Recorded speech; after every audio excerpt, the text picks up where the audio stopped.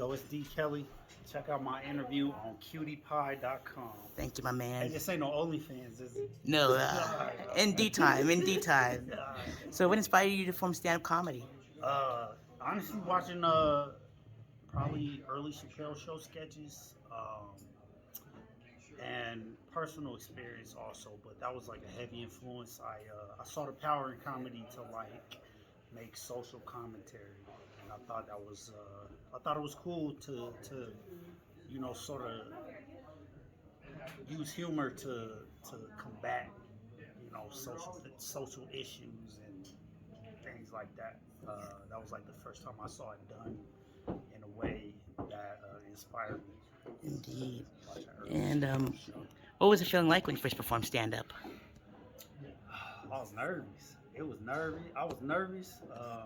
I had a stack of papers that I typed out, and I was also in the church. It was my church youth group, so um, I was even more nervous because I had to be clean. So I'm like, oh, I can't say that, can't say that, can't say that. But it was fun. It was a lot of fun, and it was a lot of. It was very empowering, like getting a laugh in front of people intentionally. You know, what I mean, I had done it on accident once, but being intentional with it, it made me feel good. Yes, sir. Yeah. And what are your favorite comedy specials, comedy records, and comedy podcasts? Man, that's crazy. Favorite comedy special? I'll probably say that I like it's very impact. Probably Run Tell That. Martin Lawrence Run Tell That. I remember watching that on repeat in college before I even started stand up, but like starting to think about it. But before I actually started, I really dove into Run Tell That by Martin Lawrence. You said specials. Yep, and records and podcasts. Oh, record? My favorite comedy record. Probably it's between two: Bill Cosby himself or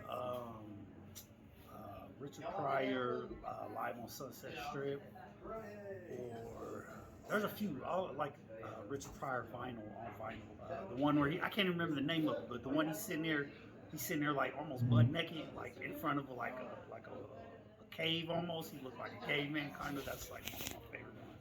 I can't remember the name. That's crazy. You can plug it in no later. Put it underneath this. You got it, man. I got you. Naked record. For sure. And favorite comedy podcasts? Podcast, honestly, I'm not too big on podcasts, but if I had to pick a podcast, Midnight Miracle. I like Midnight Miracle. Dave Chappelle's Midnight Miracle. Mostly because it's not pure comedy. He's got hip hop, some hip hop greats over there, and I'm a huge hip hop head, so I like the fusion of like music in the background, and they talk hip hop and they talk comedy, pop culture, and all that. So I think that's probably my favorite one. Nice. Shout out to Yasin Bey and Talib Kweli. Yes, sir. Yeah.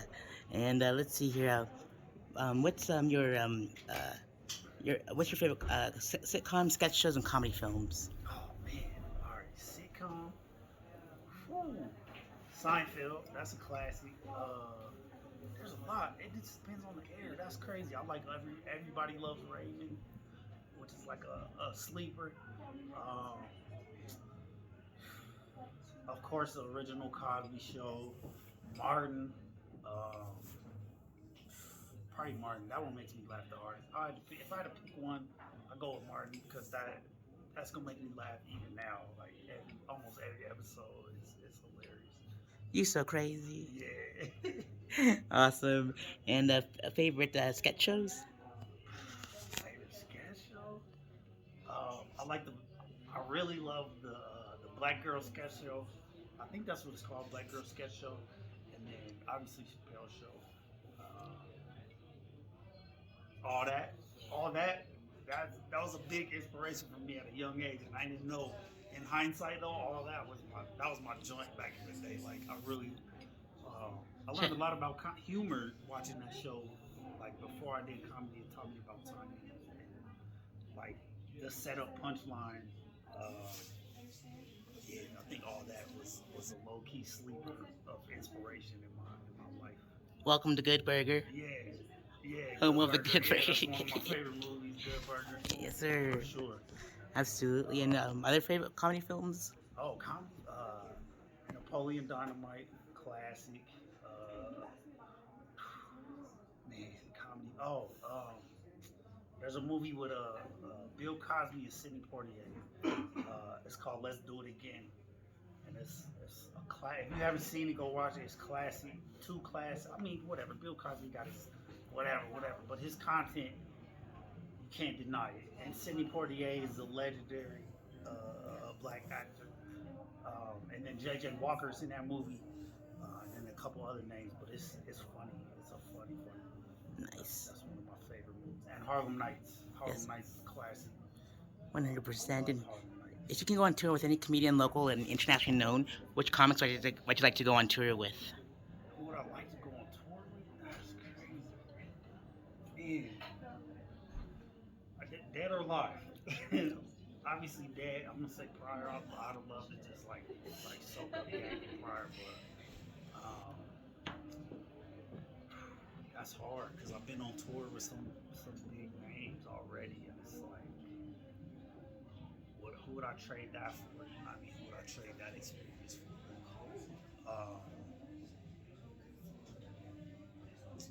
Dang, probably the person that I really want to go on tour with would have been Bernie Mac. I would have loved to go on tour with Bernie Mac.